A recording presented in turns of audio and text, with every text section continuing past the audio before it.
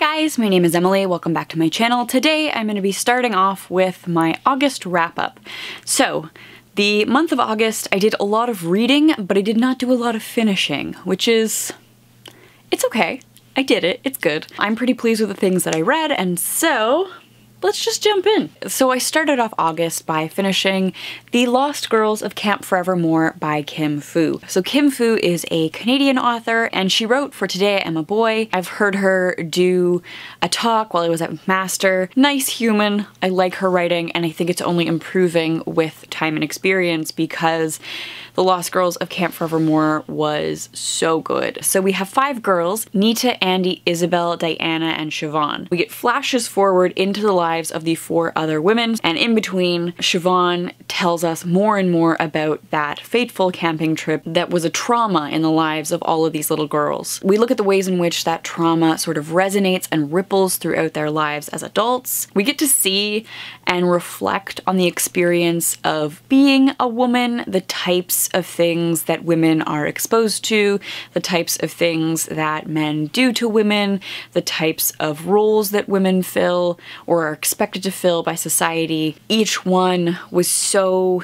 different and so complicated and so well written. I just loved this book. I loved the experience of reading it. I think it is gorgeous. Very giftable. I work in retail, so you know, we're thinking ahead to Christmas already. If you know anyone who likes to read about women, who likes to read about trauma, anyone who likes more literary, non-linear things, this is a good thing to put on your gifting radar. And I know that sounds sick, but Christmas is coming. And the next book that I read sort of wraps up the Booktubeathon. The Silence of the Lambs by Thomas Harris was on my Booktubeathon TBR, and I started it but didn't finish it. So I finished it at the beginning of August. I had read it before. This was a reread for me. So it was for the challenge to read a book and then watch the film adaptation. So I did read the book and watch the film adaptation. And one of the things that struck me while reading the book, after having seen the film multiple times, like I read the book as like a 9 or 10-year-old. I watched the film a couple of times in between as like a teen and an adult. Coming back to the book, I sort of had the movie in my head more. And like my impression of it going from the book to the film was that it was faithful, and my impression of it going from the film back to the book was, wow, they did a really great job of taking this story and translating it into a different medium. So I did really enjoy rereading and rewatching those. If you haven't done either, I would recommend it. The next book I have here is Hard to Do by Kelli Maria Korducki. So this is published by my favorite publisher, Coach House Books, and they do these little small format non-fiction. I think they do other things, but I'm specifically interested in the nonfiction because they're always very interesting collection of essays or study into a topic that you maybe wouldn't think to look at otherwise, or like if you wanted to research a topic, there's so much out there. These are usually pretty succinct. Whenever I check out their catalog, I order the feminist ones. This specifically looks at the history of women's relationships. So going back to when women were property and marriages were an exchange of property, so you couldn't really break up with your husband because you were property, you were owned by him. So if you were in an unhappy relationship, oh well, sucks to be you. And so she chronicles, I guess, the state of women's personhood, women's rights throughout time, and how that ties to their ability to have flexibility within relationships all the way up to today. Definitely really enjoyed reading this. Now that I'm out of school, I do really enjoy picking up these books because I'm like not in gender studies classes anymore. I'm not getting the latest research, and so by picking up these books, I feel like you get like a lot of the latest studies. That is why I like those little books from Coach House, but also specifically this one was really good and interesting. The next book I have here, I don't know what to do with. So it was recommended that for my mental health I think about mindfulness and meditation. So what do? I go to Amazon and I type in mindfulness and meditation books because they're gonna bring up the top rated things. And I picked 3, and I decided to read this one. The Four Agreements by Miguel Ruiz. I wasn't expecting to pick up a sort of religious text, because here's the thing. Don Miguel Ruiz was born into a family of healers and raised in rural Mexico by a healer and a shaman, and the family anticipated that he would embrace their centuries-old legacy of healing and teaching and carrying forward the esoteric Tolic knowledge. Some of the things make sense, like 100%. Some of these things make sense, like these one-liners that you could write on a pillow make sense. I've always been open to the merging of more conventional science-based medicine and more holistic, intuitive medicine. Until it actually comes to my health, I don't know. It's something that I've been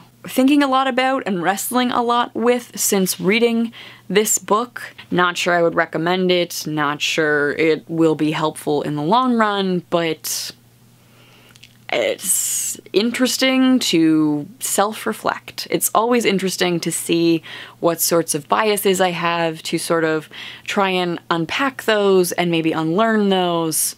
So, a little bit of learning, a little bit of personal growth, which is always good. The next book that I read was The Miseducation of Cameron Post by Emily M. Danforth. This is a piece of queer YA fiction. We have Cameron Post, who is a lesbian, and when her parents die in a car crash, she is put under the care of her conservative Christian aunt and grandmother. And when they find out that she has been kissing girls, they send her to a re-education boarding school. The story is beautifully written. Danforth's writing is so descriptive, so beautiful. My one problem with that is it's a very slow-paced read. Like, you will have the most beautiful, vivid images in your head of this small town, of Cameron's life, of her interactions, of her reflections, but it will take you forever to read. Like, YA is usually a fast read for me. This was a slow read. Not that I didn't enjoy that, not that it didn't make for a beautiful, vivid reading experience. If you're looking for some quick, queer YA fiction, this is not it. This sort of forces you to read slowly and luxuriate in all of the details. So I did enjoy this, but it wasn't what I was expecting. I was expecting to just sort of read it quickly, get prepared for the movie, and it ended up taking me a lot of time. The last book I read here is Dead Girls, Essays on Surviving an American Obsession by Alice Bolin. Now, I did 100% pick this up because of the title. Literally, we opened the box while we were blitzing, it went down the Nestaflex, I went to pull it out of the box and I was like, Dead Girls! And I took a copy and I put it on my cart and I was like, I am taking this home with me. I'm borrowing this. I want to find out what this is. So, I feel like the title and the blurb really focuses on the first essay in the collection, which is fantastic. It reflects on the sort of true crime, the crime